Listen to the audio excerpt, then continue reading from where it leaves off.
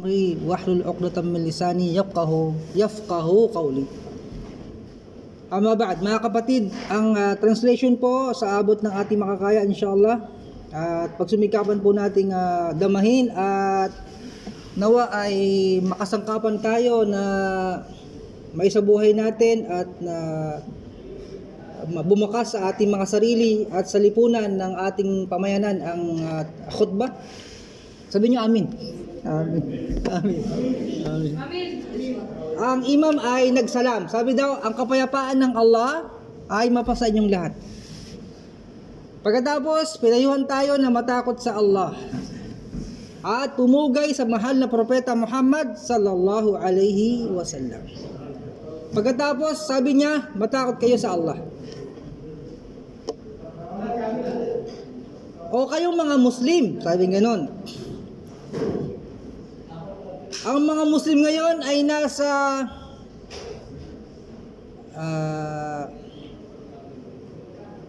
dalil. Alam mo Tagalog dalil? Dalil. Mayroong mas ano dyan eh. Ha? May Tagalog, mas maganda Tagalog dyan. Nakalimutan ko lang. Yung medyo, pag napakinggan mo, medyo mga ano ka, yung para manghihina ka sa kalagayan mo. Kasi pag sinabing dalil, alam yung buntot? Buntot ng pusa. Di ba nasa baba? Ganon. May Tagalog yan. May Tagalog tawag dyan eh. So yung mga Tagalog dito.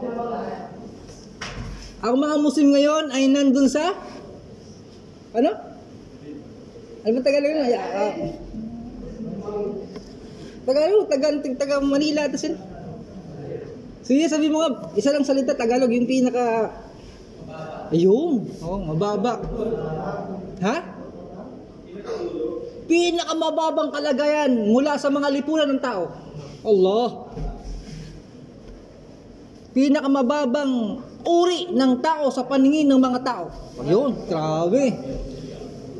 Ang mga Muslim ngayon ay nandun sa pinakamababang level ng pagka-personalidad sa lipunan. Allah. Sino Muslim dito? Nasa kamay.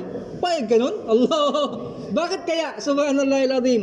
O kayong mga Muslim, nasasaksihan ba ninyo? Oh, grabe.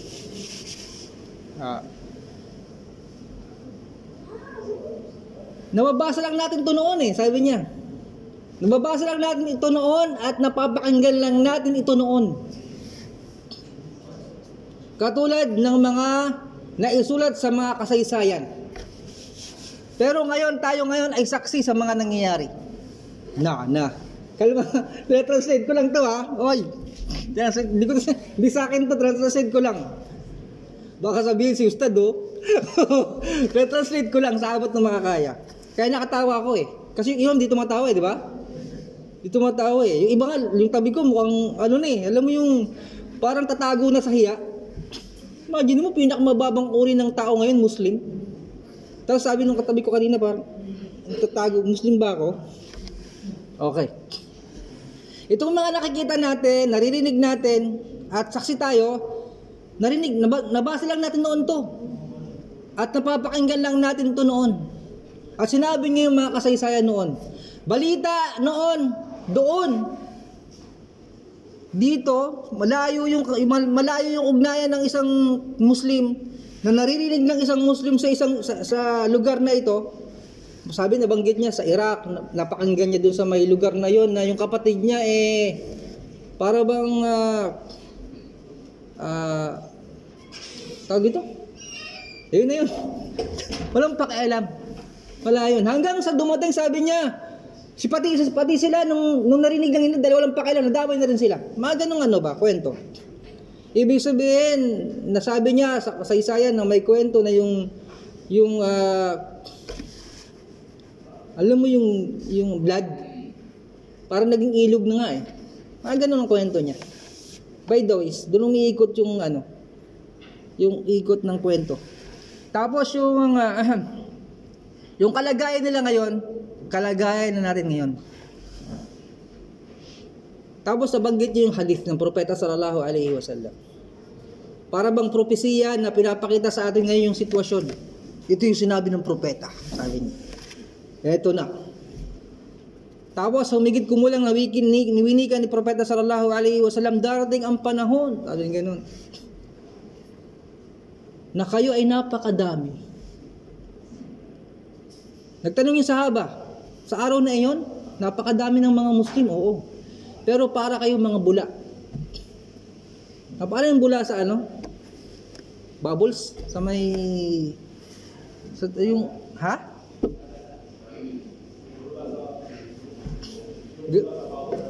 Yun. Basta marami. Para bang alam mo yung bulang ano, walang ano. Umaagos lang na gano'n kung saan ka. Ganon. Tapos, yung mga tao, para bang nag-aagawan, yung alam mo yung mga may pagkain, eto na. Kainan na, yung mga hayop na nag-aagawan, pag-aagawan yung isang malaking pinggan. Isang pinggan, tapos pinag-aagawan sila. Ganon. Imagine mo, Muslim marami. Muslim marami ngayon, di ba? Parang yung habang nagkukutba siya, ni-imagine ko eh. Ang daming Muslim ngayon ah. Dahil pang balik Islam. Tapos dumami lalo. No, mas marami ngayon. Mga ganun ba?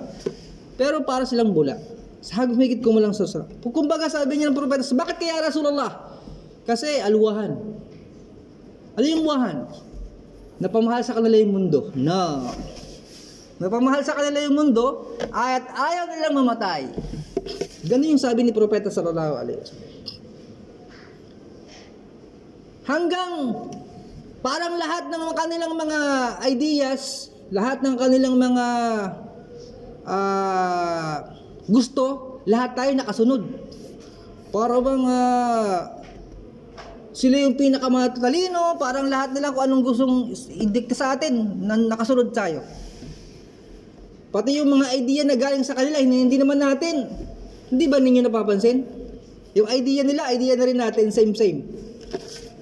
The same idea na galing sa kanila. Pero sabi niya, nagbigay siya ng solusyon. Pero yung nakatouch sa akin dito, yung sabi niyang, yung kanilang mga opinion, naging opinion na rin ng mga Muslim. Kaya sabi niya, ang solusyon dito ay ang pagkapit natin sa Quran tsaka sa hadith ng Propeta Muhammad sallallahu alaihi wasallam. Ayun lang yung solusyon. Yung mga sitwasyon na yan, kailangan tayo bumalik sa Islam, sa Quran at saka sa hadith. Quran, gano'n ako, Quran at saka hadith. Good. Quran, para akong Quran at saka hadith. Kaya bumalik tayo kasi nawala talaga to. Yun. Tapos, sabi niya, binanggit niya yung mga ulama noon, yung nagkasundo na yung mga scholars, doon na. Nabanggit niya si Sheikh Uthaymin. Nung nagkasundo na yung mga ulama, para akong ganun, ulama na, ito na.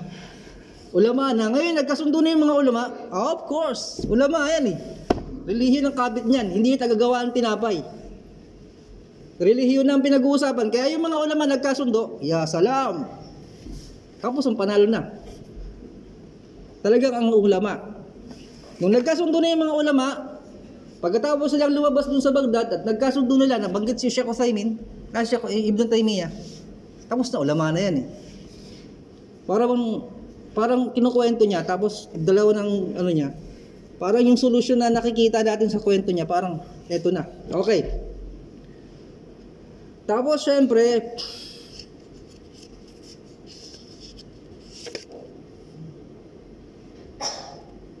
tapos sabi niya, nung binalik yung jihad, translation 2 wala akong sinasabi, translation. Nung nakalimutan na yung jihad, meron palang jihad turo sa Islam? Meron pala. Ayun na yung ano, ayun na yung naging solution sa lahat. Yung jihad na yan.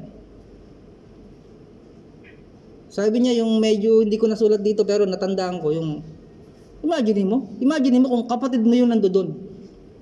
Anak mo yung nandoon. Tatay mo yung nandoon. Kamag-anak mo yung nandoon. Ano kayo ma-imagine mo? Buti pa nga yung hindi mga Muslim naiintindihan eh. Sabi niya hindi Muslim, kapatid ko yan. Sabi niya, nabanggit niya napahapyaw. Tapos ang mga Muslim ngayon walang pakialam. Ano kayang sasabihin natin sa harap ng Allah? No. Ngayon, sabi niya, ano kayang maiharap natin sa Allah? Ano kayang sasabihin natin sa Allah? Ano kayang ginawa natin sa panahon na yun na gano'n ang sitwasyon? Ayun.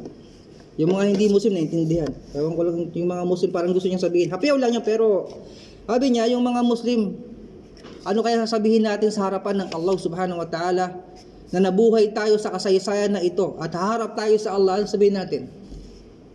Kahit siguro sa isang salita, wala tayong narinig. Kahit siguro pag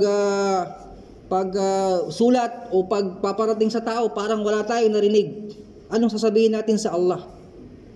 Eh kung sinabi mo ngayon, nagsalita ako ngayon sa harap ninyo at sinabi ko itong kalagayan na to, Ya Allah! Sa harapan ng mga brother na to, nasabi ko to. Parang ganon. Meron akong nagawa. Di ba? At ngayon, parang wala tayong narinig. Parang ganon nakikita niya. Okay. Tapos, ito na. Okay. Kaya, totoo lang, sila naman na dumating sa atin. Hindi naman natin sila pinunta na. Sabi niya ganon. Di bang ginagawa natin sa kanila? Sila ang pumunta dito sa atin. Tapos wala pa tayong ginagawa. Ang layo-layo nila, punta dito sa atin, no? Sabi niya ganun. Kasi nga, mahal natin ang mundo. At ayaw na nating mamatay. Yun. Tapos sabi niya, ang solusyon sabi niya, tanggalin natin tungwahan sa puso natin. Tanggalin natin yung sobrang pagmamahal sa mundo at tanggalin natin sa ating sarili na ayaw nating mamatay. Ang hinihintay ng nasyon ay isang salita na mapapakinggan ng tao. Isang salita. Tapos nagdua na siya at isang salita. Alhamdulillah, Rabbil Alamin. Assalamualaikum warahmatullahi wabarakatuh.